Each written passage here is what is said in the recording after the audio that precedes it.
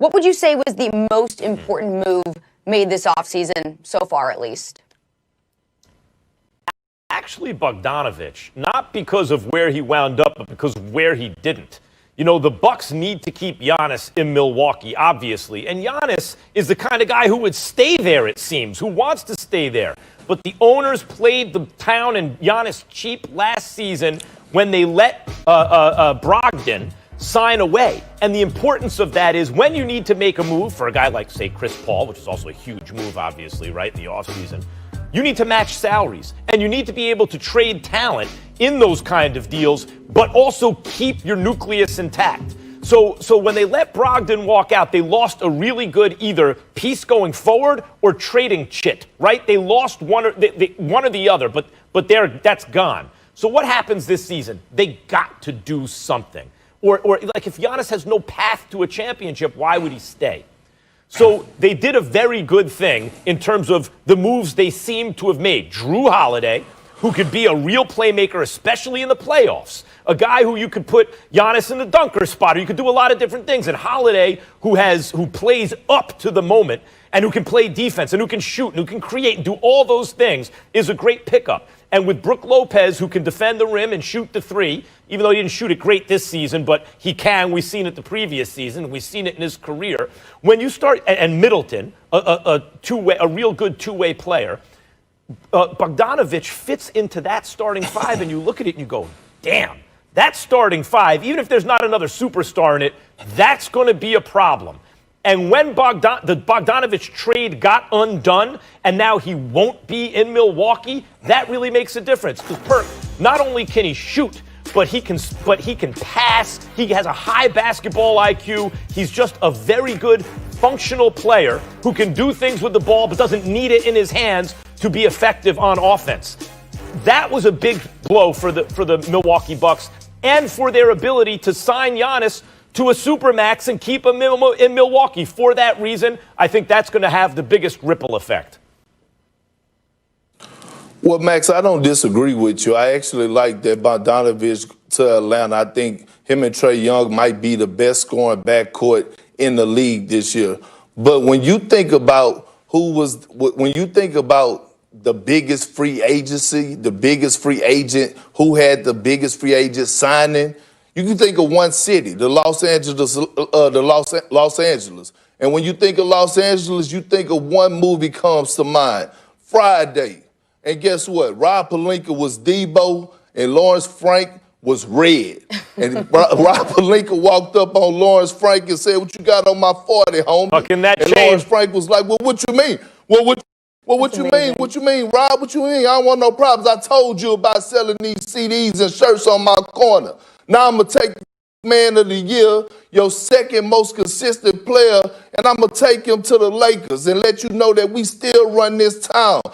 Don't give me about this upgrade of Serge Ibaka is better than Montrezl Harrell, because Harrell is top 10 in the league at protecting the basket when opponents try him at the rim.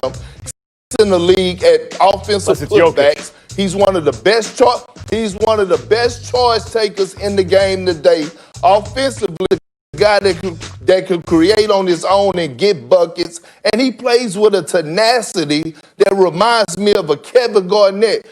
That what Rob Pelinka done, and he straight Debo'd the Los Angeles Clippers and let them know that the Lakers still run this town. So we gonna take Montreal, we gonna kick y'all out of the Staples Center, and while y'all leaving, make sure you leave this flat screen, that 75-inch that's hanging on the wall. We gonna take y'all 6 Man of the Year.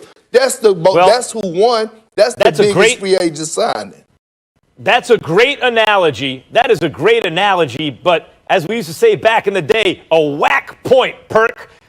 About Montrezl Harrell's the biggest. Listen, they took Dwight Howard and JaVale McGee.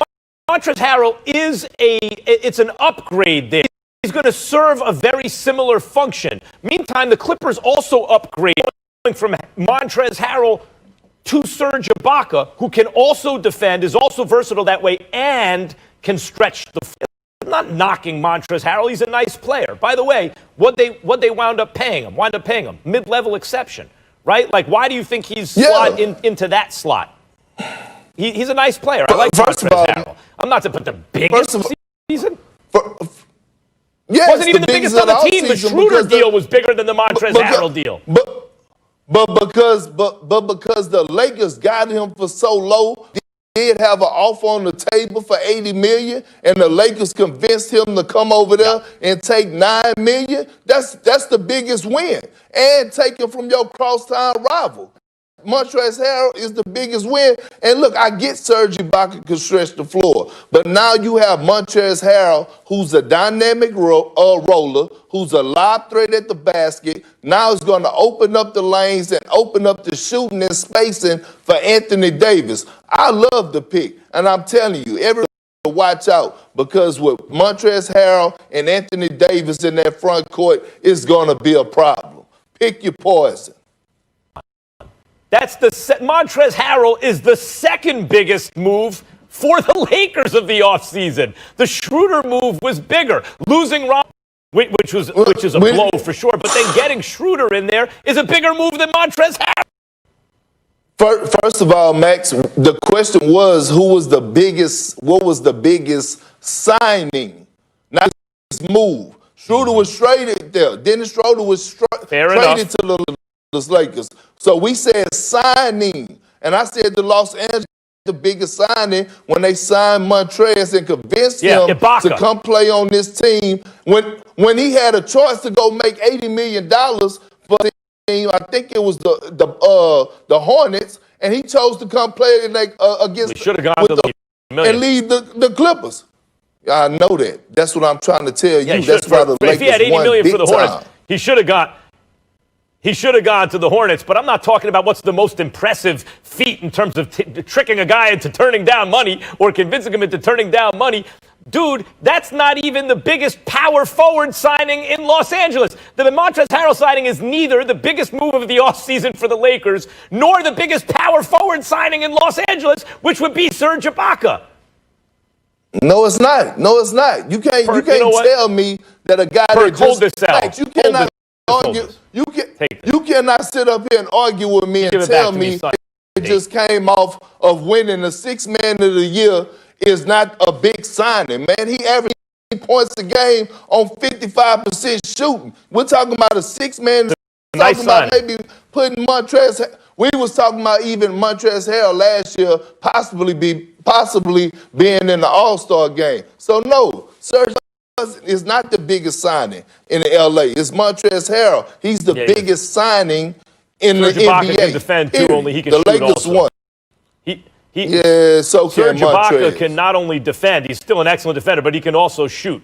That's something that Montrezl Harrell can't do. And by the way, the Lakers did. They improved marginally over Dwight Howard and JaVale McGee, right? They have Montrezl and Marc Gasol, which I think is an improvement over JaVale McGee and Dwight Howard. A marginal improvement. All right, guys, don't forget James Harden. He